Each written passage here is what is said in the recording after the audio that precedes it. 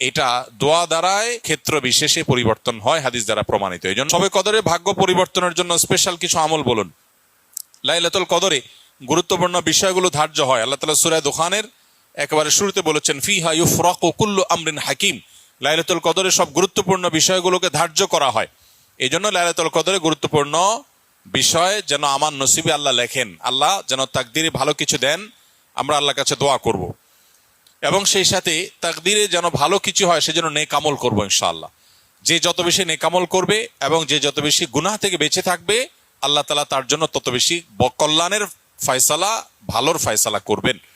আমরা আল্লাহর কাছে দোয়া করব এবং নেক আমল করব, গুনাহ থেকে বেঁচে থাকবো। বাস এই ত্রিমুখী প্রচেষ্টায় আমাদের নসিবে ভালো কিছু আসবে। এর বাইরে আলাদা কিছু আমল আছে যেগুলো নিয়ে আমাদের স্বতন্ত্র একটা ভিডিও বোধহয় ইউটিউবে আছে, যে ভাগ্য সুপ্রসন্ন হবে যে সমস্ত আমলের ডিটেল সেখানে বলা আছে। যেমন কেউ যদি চায় তার রিজিক বাড়ুক, কেউ যদি চায় তার হায়াত বাড়ুক, তাহলে সে আত্মীয় স্বজনের সাথে সুসম্পর্ক বজায় রাখবে, রক্ত সম্পর্কীয় বন্ধনগুলো মজবুত করবে। কারণ বুখারী বর্ণিত হাদিসে নবী সাল্লাল্লাহু আলাইহি ওয়াসাল্লাম বলেছেন, মান সাল্লাহু আন ইউবসাতা লাহু ফি রিজকিহি আও ইউনসা লাহু ফি আথারিহি ফালিয়াসিল রাহিমা। যে চায় তার রিজিক প্রশস্ত হোক, তার হায়াত বাড়ুক, বরকত হোক, তাহলে সে যেন তার রক্ত সম্পর্কীয় সম্পর্কগুলো বাড়ায়। ঠিক তেমনি ভাবে জীবনে বারাকা লাভের যে সমস্ত উপায়গুলো আছে, যে কোনো কাজ বিসমিল্লাহ দিয়ে শুরু করা, কুল্লু আমরিন যী বালিন লাম ইউবদা বিবিসমিল্লাহি ফাহুয়া আবতার আও আকতা আও কামা ওয়ারাদা ফিল হাদিস।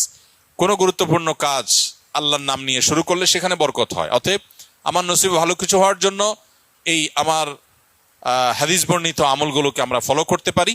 আর জেনারেলি কথা হলো নেক আমল বেশি করা, গুনাহ থেকে বেঁচে থাকা, আর নসিবে ভালো কিছু দেওয়ার জন্য আল্লাহর কাছে দোয়া করা। লা ইয়ারুদ্দুত তাকদীর ইল্লা দোয়া। কারণ তাকদীর এটা দোয়া দ্বারায় ক্ষেত্র বিশেষে পরিবর্তন হয়, হাদিস দ্বারা প্রমাণিত। এই জন্য গভীরভাবে আল্লাহর কাছে দোয়া মনোনিবেশ করতে হবে।